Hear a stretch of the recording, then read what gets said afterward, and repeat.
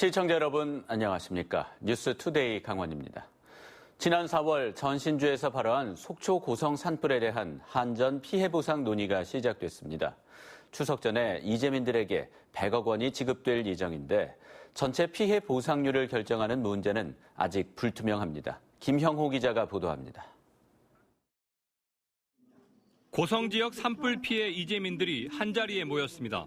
추석 전에 보상금의 일부를 지급하겠다는 한전의 제안을 논의하기 위해서입니다. 15% 받는 사람들이 많으면 우리 비대위에서 앞으로 누구한테 협상을 하는데 어떠한 영향을 미치는지. 선 지급되는 보상금은 100억 원입니다. 손해 사정인 조사에서 1차로 통보된 피해 규모의 15%에 달하는 수준입니다. 산불 피해 비대위 측은 선지급 보상금의 수령 여부는 이재민 개인의 뜻에 맡기겠다고 밝혔습니다. 피해는 산정을 받은 금액은 일부 모두 다 틀릴 수 있습니다. 그렇지만 어쨌든 가해자로서 결정을 해서 어느 정도 선지급을 하겠다는 것은 받는 부분의 개개인의 의사이기 때문에. 하지만 이재민 개개인의 피해 보상 비율을 결정하는 논의는 시작부터 의견이 분분한 상황입니다. 이재민들은 손해 사정인 조사가 각자 피해를 제대로 반영하지 못했다며 150% 이상의 요율을 요구하기로 했습니다. 이마저도 부족하다며 피해 조사 금액의 2~3배를 요구하자는 의견도 나왔습니다. 정신적인 문제, 여러분 필요한 거 이런 부분에 대해서 저희들이 최소 200, 300 거기서부터라도 시작을 할 수 있는 그런 피해 보상 요율은 이재민과 한전, 지자체 등을 대표하는 6인의 특별심의위원회가 결정합니다. 첫 회의는 지난 2일 춘천에서 열렸는데 다음 회의는 날짜는 미정이고 서울에서 개최하자는 의견만 정해진 것으로 알려졌습니다. MBC 뉴스 김영호입니다. 저출산 여파로 학령 인구가 계속 감소하고 있습니다. 학생 수가 감소함에 따라 학급 수도 줄이고 정부는 교사 수까지 줄일 계획인데요. 이런 추세라면 사라지거나 축소되는 학교가 늘어날 수밖에 없습니다. 허주희 기자가 취재했습니다. 특성화 고등학교에서 화장품 응용과학부 학생들의 실습 수업이 진행되고 있습니다. 지금은 2개 반으로 운영되고 있지만 내년에는 1개 반으로 줄어듭니다. 학령 인구가 줄어드는 상황에서 신입생 지원자마저 줄어들 걸로 예상되자 학급 수도 줄인 겁니다. 상대적으로 특성화고는 좀 낮은 선호도 때문에 아무래도 학령 인구의 감소에 따른 영향이 가장 크다라고 볼 수 있을 것 같습니다. 강원도 교육청의 중장기 학생 추계에 따르면 5년 후인 2024년 초중고 학생 수는 14만 4천여 명으로 올해보다 11,000여 명이 줄어들 걸로 예상됩니다. 초등학생은 5년 뒤 6,700명이 줄면서 감소폭이 가장 크고 중학생은 630여 명, 고등학생은 4,200여 명이 감소할 걸로 전망됩니다. 학령 인구 감소 문제는 학급수 감소로 이어지는 등 현실화되고 있습니다. 당장 내년에 도내 15개 고등학교가 학급수를 줄입니다. 특히 초등학생 수가 급감하면서 내년에 평창 가평초와 영월 마차초 공기 분교장은 폐교되고 홍천 동창초는 분교장으로 축소됩니다. 학교 규모에 따라서 우리가 10명 이하는 분교로 축소하고 있는 실정이기 때문에 학생 수가 감소되면 분교 격화 또는 폐교도 예상이 되고 있습니다. 학생 수 감소에 따라 교육부는 교사 정원도 줄여나갈 방침이어서 내년 중학교 학급당 학생 수가 오히려 늘어날 걸로 예상되는 등 교육 여건 악화가 우려되고 있습니다. MBC 뉴스 허주입니다. 강릉시가 안정된 고용 여건을 마련하기 위해 일자리 종합 실태를 조사해 결과를 공표했습니다. 서비스업이 75.5%로 가장 비중이 높았고 많은 사업장에서 최저임금 인상에 부담을 느끼는 것으로 조사됐습니다. 이용철 기자가 보도합니다.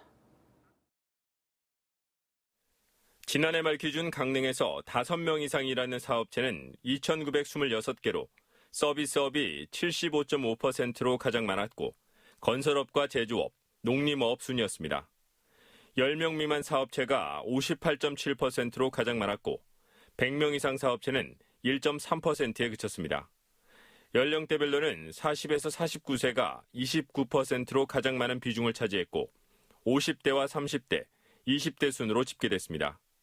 상용직 근로자의 월 평균 책정임금은 198만 5천 원, 임시 일용직 근로자는 148만 5천 원으로 나타났습니다.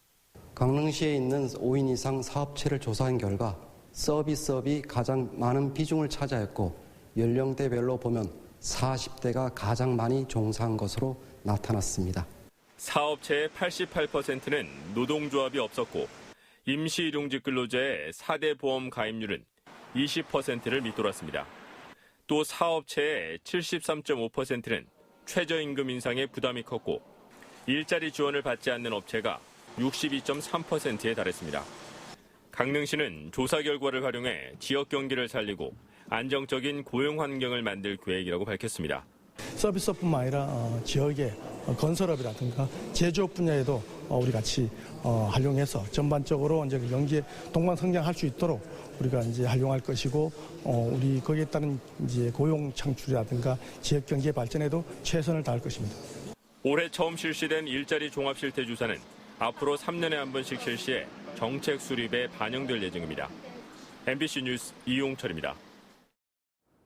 이번 추석이 평년보다 보름 정도 빨리 찾아오면서 대표적인 명절 과일인 사과와 배 재배 농가들이 수확을 서두르고 있습니다. 여기에 태풍까지 예보돼 있어 농가들은 한 해 농사를 망치지는 않을까 긴장하고 있습니다. 권기만 기자가 취재했습니다. 수확이 한창인 원주의 배과수원. 방금 딴 배 중에 아직 초록빛이 남아있는 배들이 눈에 띕니다. 빨라진 추석에 맞춰 납품하기 위해 수확 시기를 앞당기고 있기 때문입니다. 크기도 작을 수밖에 없습니다. 추석에 수확하는 배는 무게가 보통 1kg은 넘는데 올해는 대부분 700~800g에 불과합니다. 이제 며칠만 기다리면 좀 더 크게 키워서 판매할 수 있지만 태풍이 올라온다는 소식에 마냥 기다릴 수만도 없는 상황입니다. 소비자들은 큰 거를 원하는데 저희 올해 좀 일조량도 부족하고 모든 게 부족해가지고 좀 과가 작아가지고 좀 많이 아쉽습니다, 올해. 이번 추석 출하하지 못한 물량은 일단 저장했다가 내년 설 시장에 쏟아지는데 그렇게 되면 제 값을 기대하기가 어렵습니다. 여기에 최근 수입 과일을 찾는 소비자들이 늘면서 국내 사과 배 생산 농가들의 입지는 더욱 좁아지고 있습니다. 농민들이 농사 생산하고 좋은 과일들을 생산했는데 우리 국내 과일보다 또 외국 수입 과일을 너무 또 선호하는 면이 많이 늘어난 것 같아요. 1년 농사 중 가장 즐거워야 할 수확철이지만 빨리 찾아온 추석과 다가오는 태풍 걱정에 과수 농가들의 시름이 깊어지고 있습니다. MBC 뉴스 권기만입니다.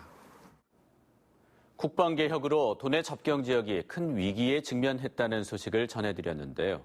국방부가 그동안 깜깜이로 진행해온 국방개혁에 대해 주민 설명회를 열었는데 그마저도 파행되는 등 주민들의 반발이 거세지고 있습니다. 김상훈 기자가 보도합니다. 국방개혁 주민설명회가 예정된 양구 육군 2사단의 한 회의실. 양구 군수와 군의장, 사단장이 앉아야 할 자리에는 커피잔만 덩그러니 놓여 있습니다. 양국은 번영회장을 비롯한 주민들의 자리도 텅텅 비었고 군 관계자만 참석한 현장은 크게 술렁이었습니다. 김규호 강원도 의원은 도착하자마자 군이 요구한 비밀 서약서 작성을 거부하고 현장을 떠났습니다. 어제 철원 하천한 거 보니 똑같은 내용 아니야? 어떻게 결과적으로 그러죠? 그거 무슨 핸드폰을 맡겨가면서 뭐 설명을 들을 이유가 있으세요? 이상건 양구군의회 의장도 깜깜이 주민설명회는 거부하겠다며 참석 거부 선언을 했습니다. 뭔가 보안상의 이유로 서약서를 쓰고 핸드폰을 맡기고 일부 인원만 제한돼서 한 행위에는 군관민이 같이 갈 수 없다라고 하는 그런 부분입니다. 20명이 넘는 양구군 측 참석자가 갑작스레 불참하자 양구 군수와 부군소도 참석을 거부했고 주민설명회는 처음으로 파행으로 끝났습니다. 설명회는 이걸로서 끝인 건가요? 제가 지금 논의를 해보고요. 제가 이제 부군수 입장이 어떤 건지 또 강원도의 입장이 어떤 건지. 앞서 철원과 화천, 인제에서도 주민설명회가 열렸지만 모두 군부대에서 진행돼 일부 주민들만 참석이 허가되면서 비판의 목소리가 높았습니다. 27사단이 사내면에 있는데 사내면 해체에 관련돼가지고 여기 사내면 사람들이 7사람만 들어갔고 그마저도 상생 방안을 협의할 수 있는 열린 소통의 장이 아니었고 국방부의 준비도 부족했다는 지적입니다. 국민 설명에 대비를 하려면 우리가 질문을 했을 때 다 답변을 해줘야 될 거 아니에요. 근데 그 수치도 모르는 상태. 어느 정도는 맞춰줘야 되는데 그런 거 하나도 모르니까 답변을 못하니까. 접경 지역에 사활이 걸린 국방개혁. 주민들이 납득할 수 있는 상생 방안 마련이 시급해 보입니다. MBC 뉴스 김상훈입니다. 강원도는 추석을 맞아 이달 20일까지 2019년 추석 연휴 쓰레기 관리 대책을 마련해 추진합니다. 연휴 이전인 9월 11일까지는 공터와 터미널 등 다중이용시설 주변과 골목에 쌓인 쓰레기를 대청소합니다. 연휴 기간 내 쓰레기 수거일 조정과 사전 홍보, 분리수거함 확대 설치 등으로 도민 불편 최소화에 총력을 기울일 계획입니다. 추석 연휴 기간에는 쓰레기 대책 상황반을 운영해 쓰레기 관련 민원과 불법 투기에 신속하게 대처하기로 했습니다. 강원도는 사람들의 이동이 많아지는 추석을 전후해 아프리카 돼지열병 차단을 위한 방역 활동을 강화하기로 했습니다. 이에 따라 강원도는 추석 전후인 오는 10일과 17일 도내 모든 양돈 농장을 대상으로 농협과 일선 시군이 보유한 소독 차량을 동원해 농장 내 외부를 집중 소독하도록 했습니다. 또한 관할 군부대의 협조를 받아 군 제독 차량을 동원해 주요 도로에 대한 소독을 실시하는 한편 축산 차량에 대한 소독 활동도 강화하기로 했습니다.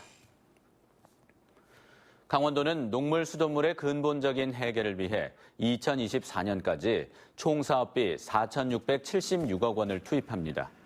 강원도는 도내 8개 시군에 노후 상수도 정비 246억 원과 4개 시군에 상수관로 정밀조사 19억 원의 사업비에 국비 200억 원을 확보했습니다.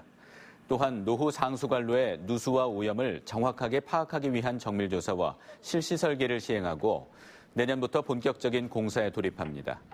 강원도는 2024년까지 유수율이 낮은 지자체를 대상으로 현대화 사업이 완료될 경우 유수율은 평균 73.7%에서 85% 이상으로 크게 향상될 것으로 기대하고 있습니다. 원주 상수원 보호구역 해제에 소극적 입장을 보였던 환경부가 이달 안에 해제 방안을 직접 마련하겠다고 밝혀 갈등 해결에 대한 기대감이 높아지고 있습니다. 환경부 담당국장은 횡성 주민들과의 간담회에서 댐 용수 공급 능력 재평가 용역 결과가 나왔고 가뭄에 횡성댐의 음용수 공급 안정성을 나타내는 이수 안전도가 당초 우려한 것보다 좋게 나왔다고 밝혔습니다. 이에 따라 이달 중에 원주 상수원 보호구역 해제 방안을 마련해 횡성군과 논의를 시작하겠다며 적극적인 추진 의사를 내비쳤습니다. 춘천시가 2050년까지 나무 1억 그루를 심기 위한 프로젝트를 본격적으로 진행합니다. 춘천시는 먼저 올해부터 2025년까지 사업비 2,825억 원을 들여 21개 사업을 진행해 총 2,022만 그루를 심기로 했습니다. 연차별 계획은 2019년 77만 그루, 2020년 270만 그루, 2021년 422만 그루, 2025년 215만 그루입니다. 춘천시는 먼저 도시 내 가로수와 공원, 녹지, 자전거길 주변에 나무를 심는 바람길 녹지축 조성 사업을 진행합니다. 동해항 3단계 자파부두 건설 공사의 시행자가 다음 달 선정됩니다. 동해지방해양수산청은 모두 2천억 원가량 투입될 것으로 예상되는 동해항 3단계 개발지구의 사업 시행자를 선정하기로 하고 다음 달 23일부터 25일까지 참가 신청을 받습니다. 동해항 3단계 자파부두 공사는 동해항의 채선율을 완화하고 국가 기반 산업 원자재의 안정적인 공급을 위해 부족한 항만 인프라를 확충하는 것으로 공사는 3년 동안 이루어질 계획입니다. 태백시가 오투리조트 150억 원 기부와 관련해 전 사회이사들의 책임 경감을 위해 제안한 주주총회 안건 처리 여부에 관심이 모아지고 있습니다. 대법원이 지난 5월 오투리조트 150억 원 기부안에 찬성한 강원랜드 전 이사 7명에게 배상하라고 최종 선고함에 따라 강원랜드는 원금 30억 원, 이자 27억 원 등 모두 57억 원의 손해배상금을 변제하라고 통보했습니다. 이에 태백시는 지난달 26일 강원랜드 이사회에 이사의 회사에 대한 책임 감경안을 의결하는 주총 소집안을 냈고 강원랜드 이사회는 현재 심의를 보류하고 있습니다. 영월 여성 새로 일하기 센터가 오는 9일까지 창업 지원 프로그램에 참여할 창업 동아리를 모집합니다.